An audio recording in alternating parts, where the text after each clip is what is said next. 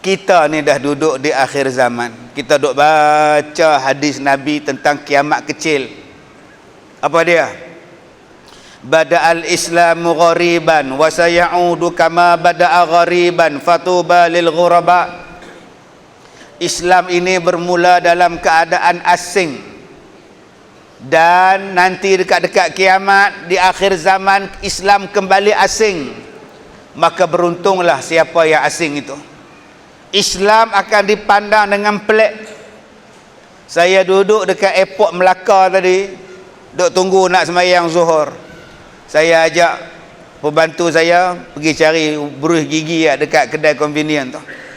Bila masuk tuan-tuan, saya tengok pekedai dia pakai purdah peniaga dia. Pakai purdah. Saya duk melilau, haram ditegur saya. Duk main handphone. Saya kata patut tak laku kedai hang. Dia duk main handphone, tak apalah, aku suka dia. Saya bukan nak mencuri pun. Saya tengok replika kapal terbang, saya tengok yang ni, lalas saya beli jugalah buruh gigi ni. Saya pi kedai sebelah pula, orang jual coklat, gula-gula coklat ni. Budak tu pun pakai purdah juga. Saya pun berhenti dekat depan kedai dia.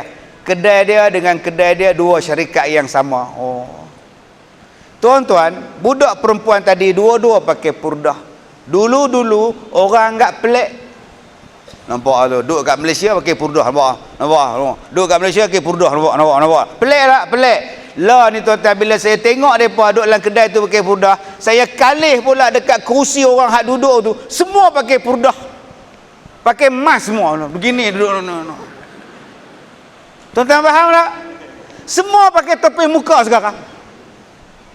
Yang hak dulu hang rasa pelik orang Islam pakai purdah, lah ni tuan-tuan, jantan pakai purdah, perempuan pakai purdah sekarang. Duk gini tuan-tuan. Duk atas kapal terbang purdah, atas teksi purdah. Nampak tak Nabi sebut fatuba lil ghuraba, beruntunglah orang yang pelik-pelik. Subhanallah. Saya nak cerita apa? Saya nak cerita bila kita ikut Islam, orang akan anggap pelik.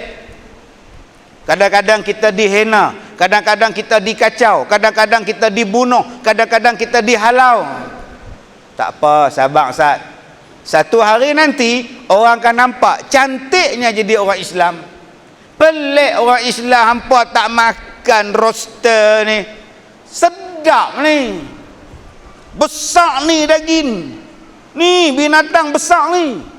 Dibuang perut dia apa semua, bubur segala, ramuan, herba, panggang, potong, potong tepi jalan, warna tak tahu warna oren ke apa kata tuan. Babi panggang. Kita cakap kami orang Islam tak makan benda-benda ni. Apanya? Dia bagus, daging banyak ni, bagus ni. Lalah sekarang patutlah Islam tak makan babi. Rupanya ada penyakit. Baru nampak tuan-tuan. Patutlah orang Islam tak makan kelawar. Rupanya ada penyakit. Dulu dianggap pelik, sekarang bagus jadi orang Islam. Sebab itu tuan-tuan, jom kita pegang Islam di akhir zaman ni. Pegang yang Nabi cakap, pegang yang Quran cakap, walaupun macam menggenggam bara api. Nabi sebut di akhir zaman akan berlaku Islam ni macam mana? Kal qabidi alal jamri. Kalau kamu nak Islam, macam kamu pegang bara api. Pedih tuan-tuan bara api. Tapi kalau kita lepas ke tanah, bara api tu padam. Kita terpaksa pegang bara api ni sampai tangan kita terbakar pun tak apa. Janji ada api yang boleh kita selamatkan bara tadi. Begitulah dengan Islam. Di akhir zaman, orang yang nak pada Islam sakit.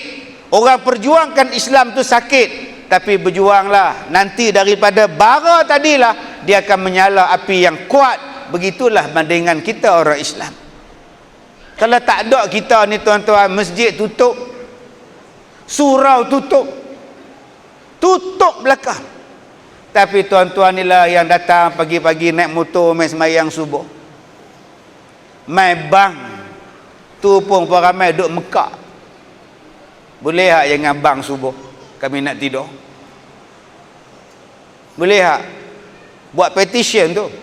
Ada setengah tempat buat undian, hantar pada setiap penduduk, nak bang ke tak bang waktu subuh. Habis dia buat undian sekali.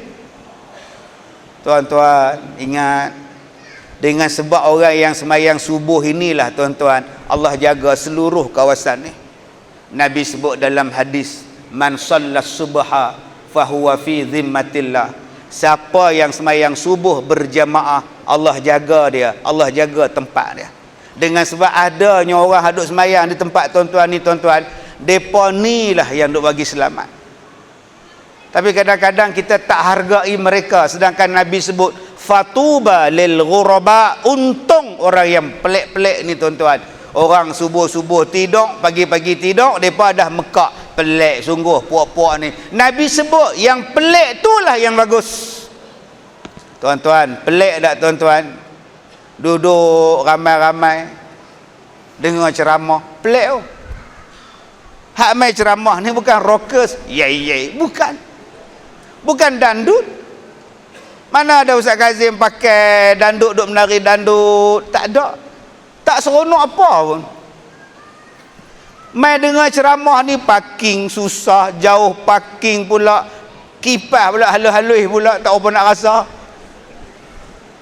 Lain kalau ada kipas helikopter tu terasa, ni kipas halus-halus duk pula. Bukannya ada makan, ada duit dapat ke apa, tak. Pelik sungguh depa ni. Yang mana dapat tiang kipas seronok, jangan duduk sandaran kan, jatuh kat belakang. Tapi tuan-tuan tahu tak, pencinta-pencinta ilmu macam tuan-tuan inilah yang malaikat datang duk doa. Yang malaikat datang duk tunggu, duk turun kat Tanjung Bunga, duk turun dekat Batu Ferenggi ni tuan-tuan. Tiap-tiap kali tuan-tuan buat kuliah, tiap-tiap kali tuan-tuan duduk macam ini, malaikat doa pada kita. Disebut nama kita sekarang ni, Haji Dola, Kak Leha, Kak Tipah tertipu, Pak Mat Tempe, semua disebut. Bukan setakat disebut nama kita, malaikat doakan pada ahli keluarga kita. Tuan-tuan, kita ni tak lama dah. Tak bila-bila masa Tuhan boleh jemput. Yang kita nak keluarga kita, apa yang kita nak tinggalkan pada anak cucu kita. Nombor dua, kalau kita mati nanti, anak cucu kita ingat kita dah. Boleh tak mereka duk post pahala pada kita? Yang ni yang kita duk fikir. Yang ketiganya, di hari kiamat nanti, anak-anak cucu kita dakwa kita tak di hari kiamat? Kami tak semayang, memang kami tak semayang, tapi pak kami yang tak ajak. Buatnya dia cah macam tu mampu kita. Memang kami tak pandai baca Quran, tapi pak kami tak pernah ajak kami. Mak kami tak pernah ajak kami baca Quran. Bukan kami salah, depa salah. Oi. Sebab tu di hari kiamat nanti ada anak dengan mak pak jadi musuh antara satu sama lain. Jadi musuh. Malah dalam dunia ni pun boleh jadi musuh. Mak, anak, pak dia boleh jadi musuh. Tiga ni. Surah At-Taghabun ayat 14. Di dunia dah jadi musuh dah. Tuan-tuan tak baca dalam paper, anak saman pak. Bayangkan, anak saman mak. Saman, berebut harta pusaka, saman. Lawan habis dalam mahkamah. Ini pusaka mak tak boleh. Mak kata ni harta sepencarian, boleh. Lawan mak. Sebab tu tuan-tuan, tidak ada cara lain untuk kita nak bagi anak kita baik, keluarga kita dirahmati oleh Allah, melainkan kita bina rumah tangga kita mengikut cara Islam. Tuan-tuan ni lagi untung pada saya. Saya malam ni baru balik jumpa isteri dengan anak-anak. Berapa hari tak balik rumah. Tuan-tuan tiap-tiap malam jumpa mereka. Saya tak jumpa tuan-tuan, bukan setakat ni, dah 30 tahun buat kerja. Anak jarang jumpa, anak periksa tak tengok, anak baca Yasin periksa tak pi, anak bertunang tak pi tengok. Apa pun tak pi tengok. Anak saya pi haji 2 orang tuan-tuan, depa pi 2 orang, adik-beradik pi 2 orang. Hak kak 24, adik 20. Pi lah haji apa? Ayah doa selamat. Pi buat. Ni anak nak periksa, pi lah buat. Ayah sibuk. Abang-abang ni untung siang malam dengan anak. Saya ni tengok isteri orang lebih lama pada tengok isteri sendiri. Aduh, nanya. Tu pun ada orang ajak menikah ke, tak payah bangah. Hak di rumah pun tak tengok, mak ngah namai lagi-lagi tak tengok mak ngah. Yalah, hak mai minta tu 63. Kalau 23 insya-Allah kita ejah tengoklah kan. Tuan-tuan yang dirahmati Allah. Jadi peluang yang tuan-tuan ada sekarang, jomlah didik isteri, didik anak-anak kita. Tu saya cakap banyak kalau anak tak erti sembahyang kita ajak. Anak tak erti puasa kita ajar. Anak tak erti baca Quran kita ajar. Anak tak tutup aurat, suruh tutup aurat. Ketegasan daripada kita kena ada dah. Saya duk bela 300 orang tua-tua di sekolah saya, tuan-tuan. Hak baik-baik ni baik-baik lah.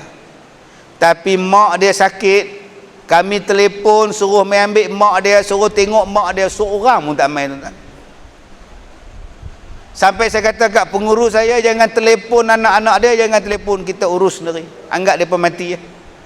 Sakit hati tuan-tuan. Ni boleh tengok mak tak? Mak sakit lah, mak seuat ni nak kena potong kaki ni. Ustaz tengok dulu, apa-apa hal beritahu. Ni nak beritahu lah mak nak kena potong kaki. Nak potong kepala baru nak beritahu, macam mana kah? Dia boleh cakap, tak apa ustaz tengok dulu, kami sibuk lah ustaz. Sampai dah mak dia ni tak boleh nak bela lah, habis dah. Kita kata, mai tolong ambil mak ni, mak dah uzur sangat dah. Kalau kami ambil, siapa nak bela? Kami kerja. Lah. Bayangkan tuan-tuan. Sebab tu saya nak pesan pada abang-abang, pada akak-akak, kalau ada rantai labuh, kalau ada gelang ni, simpan lah.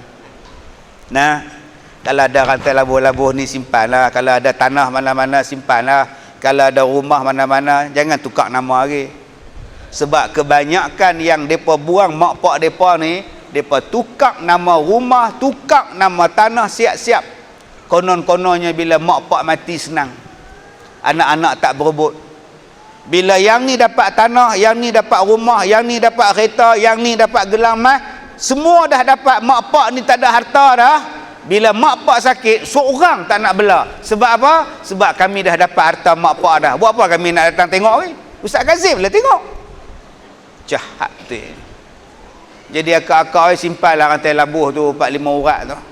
Kumang-kumang bila telefon mak demam, la terbit mai. Mak rantai labuh mak tak mana? Hantu dia tanya tak apalah, janji dia balik kat tuan-tuan. Sebab saya pengalaman saya, depa tak mau tengok sebab dah dapat harta yang tuan-tuan ada. Jadi itulah denak kita, simpan sikit biar faraid menentukan pusaka selepas kita mati, tuan-tuan. Jangan bagi kita ni dihalau, dia tak peduli. Tak apalah ada ustaz-ustaz ni yang duk bela kita. Saya bela orang tua tak apa.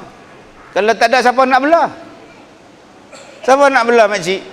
Ni kaki tak ada ni, nak pergi bilik ayak, nak angkat pergi bilik ayak tu siapa? Di sekolah saya upah orang Indonesia tu angkat pergi. Upah nurse pergi angkat. Kaki tak ada, nak angkat pergi jamban macam mana? Saya nak angkat, saya jantan. Upah pun tak apalah. Berapa ribu sebulan bayar kat Indon, bayar kat nurse, bayar kat Indon. Tak apa. Saya kata saya ceramah, saat lagi saya dapat duit ceramah, saya bayar kat hampa. Tu pun orang kata kita penunggang agama ni. Tuan-tuan ingat senang nak dukung dia. Hak tangan tak ada saya bela, hak kaki tak ada saya bela. Yang saya tak bela hak kepala tak ada. Tu kalau belah kepala tak ada, tuan-tuan, tu Jepun. Baik, habis.